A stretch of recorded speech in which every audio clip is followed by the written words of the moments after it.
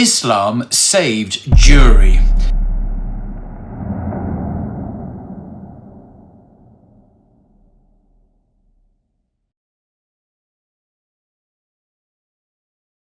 Islam saved Jewry. These are the words of Professor David J. Wasserstein, who is an expert in Islamic and Jewish history at Vanderbilt University in the United States. In an article published in the Jewish Chronicle, which I'll link to below, entitled, "So, what did the Muslims do for the Jews?" he said, Islam saved Jewry. This is an unpopular, discomforting claim in the modern world, but it is a historical truth.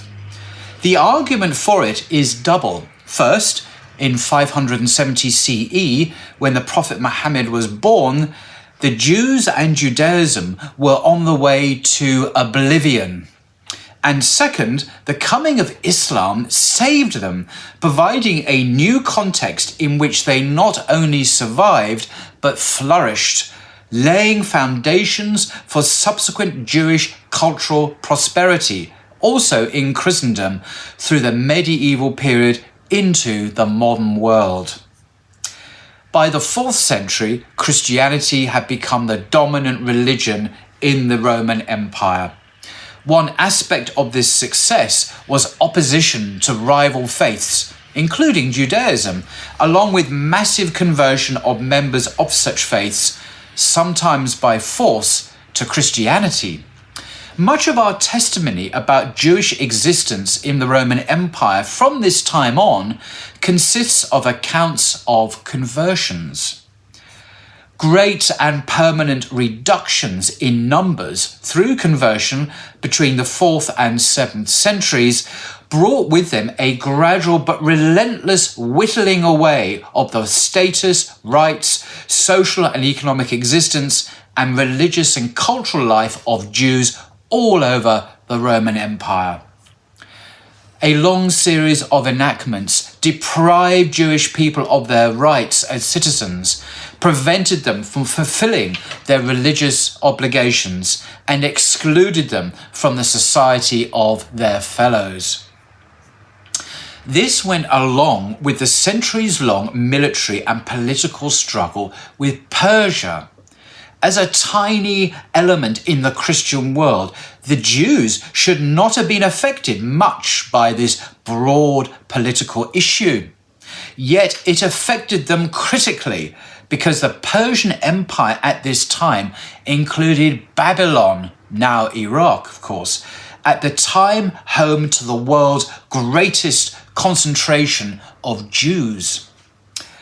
Here also, the greatest centres of Jewish intellectual life existed.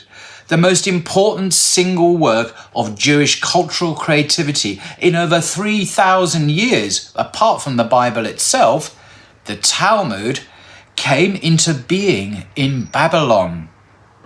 The struggle between Persia and Byzantium in our period led increasingly to a separation between Jews under Byzantine Christian rule and Jews under Persian rule.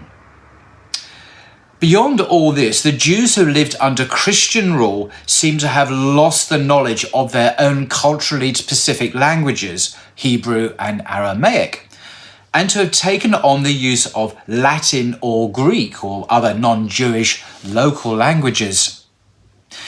This in turn must have meant that they also lost access to the central literary works of Jewish culture, the Torah, Mishnah, poetry, Midrash, even the liturgy.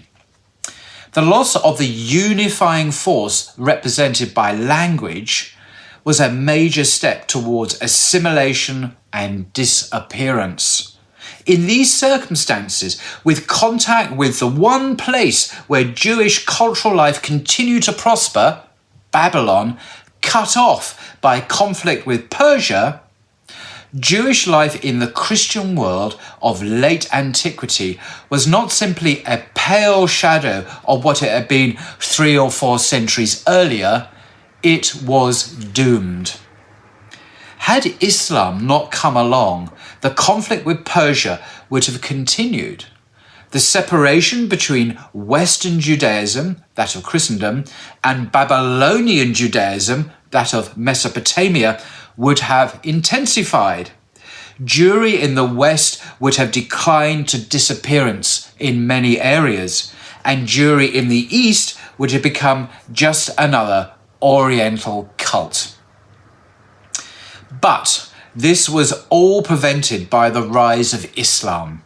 The Islamic conquests of the 7th century changed the world and did so with dramatic, wide-ranging and permanent effect for the Jews. Within a century of the death of the Prophet Muhammad in 632, Muslim armies had conquered almost the whole of the world where Jews lived, from Spain eastward across North Africa and the Middle East as far as the eastern frontier of Iran and beyond. Almost all the Jews in the world were now ruled by Islam. This new situation transformed Jewish existence.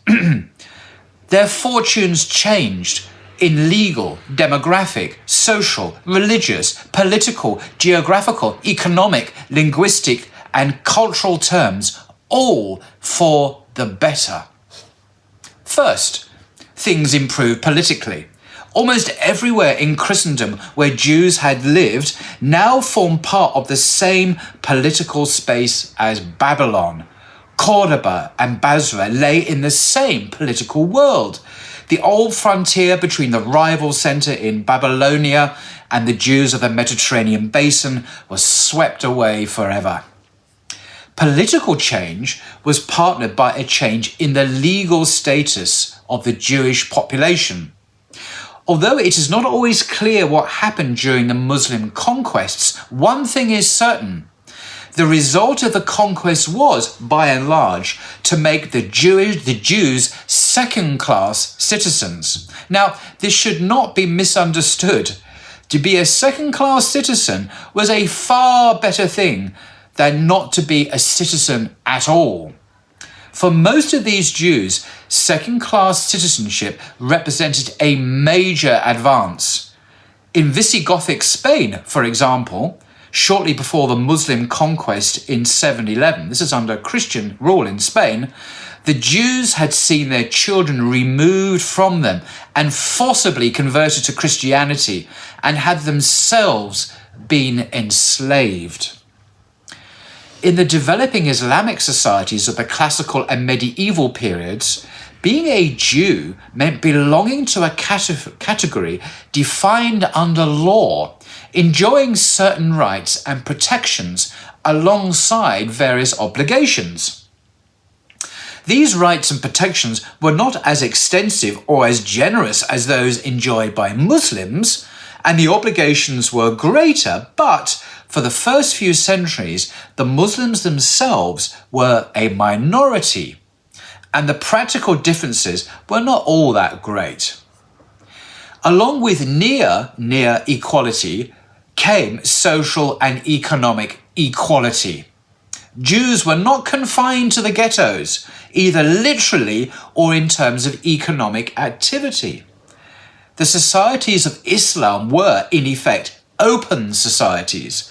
In religious terms too, Jews enjoyed virtually full freedom. They might not build many new synagogues in theory, and they might not make too public their profession of their faith, but there was no really significant restriction on the practice of their religion. Along with internal legal autonomy, they also enjoyed formal representation through leaders of their own before the authorities of the state. Imperfect and often not quite as rosy as this might sound, it was at least the broad norm. The political unity brought by the new Islamic world empire did not last, but it created a vast Islamic world civilization, similar to the olden Christian civilization that it replaced. Within this huge area, Jews lived and enjoyed broadly similar status and rights everywhere. They could move around, maintain contacts, and develop their identity as Jews. A great new expansion of trade from the 9th century onwards brought the Spanish Jews, like the Muslims, into touch with the Jews and the Muslims, even of India. All this was encouraged by a further critical development. Huge numbers of people in the new world of Islam adopted the language of the Muslim Arabs. Arabic gradually became the principal language of this vast area, excluding almost all the rest. Greek and Syriac, Aramaic and Coptic and Latin all died out, replaced by Arabic. Persian too went into a long retreat to reappear later heavily influenced by Arabic. The Jews moved over to Arabic very rapidly. And by the way, he doesn't say this, of course, Semitic languages, Arabic and Hebrew, are cognate. They're very similar to each other in many ways. By the early 10th century, only 300 years after the conquests, Saadia Gaon was translating the Bible into Arabic. Bible translation is a massive task. It is not undertaken unless there is a need for it. By about the year 900, the Jews had largely abandoned other languages and taken on Arabic. The change of language in its turn brought the Jews into direct contact with broader cultural developments. The result from the 10th century on was a striking pairing of two cultures.